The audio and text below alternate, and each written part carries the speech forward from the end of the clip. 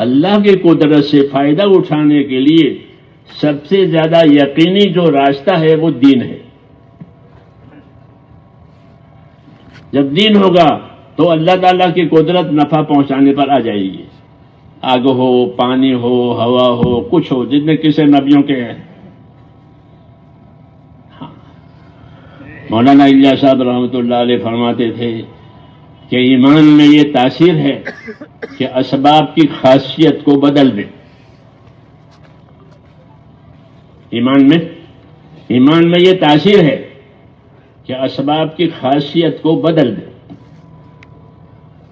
اسباب کی کیا خاصیت ہے؟ کہ پانی ڈباتا ہے، آگ جلاتی ہے نہیں بات؟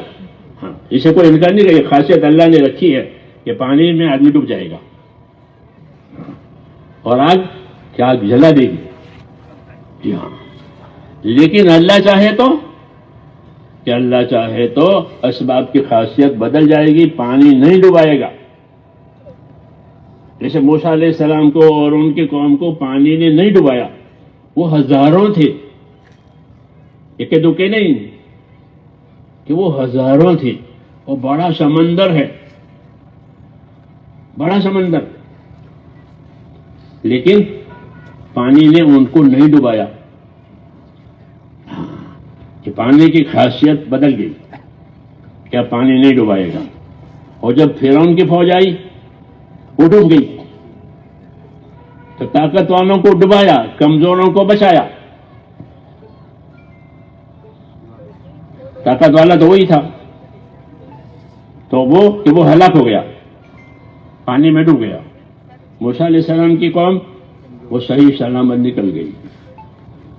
تو حضرت فرماتے تھے ایمان میں یہ تاثیر ہے کہ ایمان جب قائم ہوگا تو اسباب کی خاصیت بدل جائے گی. کہ پانی نہیں ڈبوئے گا، آگ نہیں جلائے گی.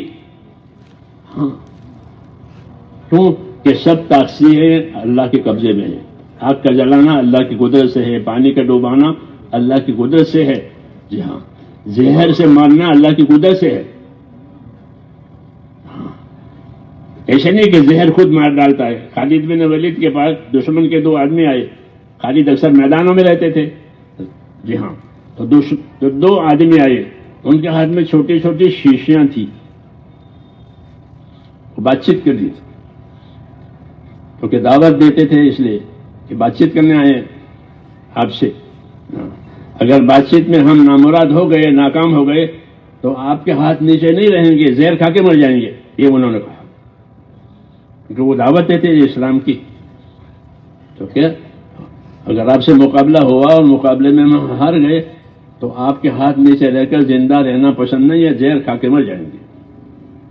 یہ کہا. خالد بن ولید نے فرمایا کہ زہر سے آدمی مر جاتا ہے کہ ہاں، کہ کہاں ہے زہر؟ کہ لاؤ میں کھا جاؤں. تو کھا گئے تو پھر کچھ نہیں ہوا. کہتے کو میں زندہ ہوں. یہ مثال ہے کہ جب ایمان آ جاتا ہے تو اسباب کی خاصیت بدل جاتی ہے. یہ زہر مارتا نہیں ہے، پانی ڈباتا نہیں ہے، آگ جلاتی نہیں ہے. ہاں، ایمان میں ایسی تاثیر ہے کہ وہ اسباب کی خاصیت کو بدل دے. اس لیے ہم کو دعوت دی ہے شروع سے کہ اپنا ایمان تازہ کرو. کیا کرو؟ اپنا ایمان تازہ کرو. ایمان تازہ کرنے کی کیا شکل ہے؟ کہ لا الہ الا اللہ، لا الہ الا اللہ کثرت سے پڑھا کرو. یہ حکم ہے کہ اس کلمے کو کثرت سے پڑھو. ہاں، اس اقرار کو کثرت سے کرو تو کیا ہوگا؟ ایمان میں تازگی آئے گی، نور بنے گا اندر. دوسرا حکم یہ ہے کہ اپنے ایمان میں قوت پیدا کرو. ایمان میں تازگی پیدا کرو، اپنے ایمان میں قوت پیدا کرو. کہ ایمان میں قوت پیدا کرنے سے کیا ہوگا؟ کہ ایمان میں قوت پیدا کرنے سے ایمان کے تقاضے پورے کرو گے. ایمان میں کمزوری ہوگی تو ایمان کے تقاضے پورے نہیں ہوں گے. جیسے بدن کمزور ہو گیا، بیمار ہو گیا تو آدمی اٹھ کے پانی نہیں پی سکے گا، ہے نا؟ بیمار ہے، بھائی پانی پلاؤ، بیٹا پانی لے آؤ. بدن بیمار ہو گیا تو بدن کے تقاضے پورے نہیں ہوتے. پیاس لگی ہے پانی نہیں پی سکتا، پیشاب کا تقاضا ہے پیشاب کے لیے اٹھ نہیں سکتا، کوئی لے جائے گا. یہ بات ہے نہیں کہ جب بدن کمزور ہو گیا تو بدن اپنے تقاضے پورے نہیں کرے گا. ایسے ہی میرے بھائیوں، مسلمانوں کا ایمان کمزور ہو گیا تو ایمان کے تقاضے پورے نہیں ہوں گے. ایمان کے کیا تقاضے ہیں؟ کہ ایمان کا تقاضا یہ ہے کہ اللہ کے فرائض ادا کیے جائیں، اللہ کے حرام سے بچا جائے، اور حقوق جو دنیا میں ہمارے اوپر آتے ہیں وہ ادا کیے جائیں. یہ تبلیغ کو خالی نکلنے پر مت سمجھو کہ نکل گئی تو تبلیغ ہو گئی. کہ نکلنے سے تبلیغ نہیں ہوگی، ہاں تبلیغ کی طاقت پیدا ہوگی. پہلے تو طاقت پیدا کرنی پڑے گی، پھر اس کے بعد کام ہوگا. تو کام کیا ہے؟ کہ اصل کام یہ ہے، ایمان کا اصل تقاضا یہ ہے کہ ایک ایک مسلمان اللہ کے فرائض کو ادا کرے.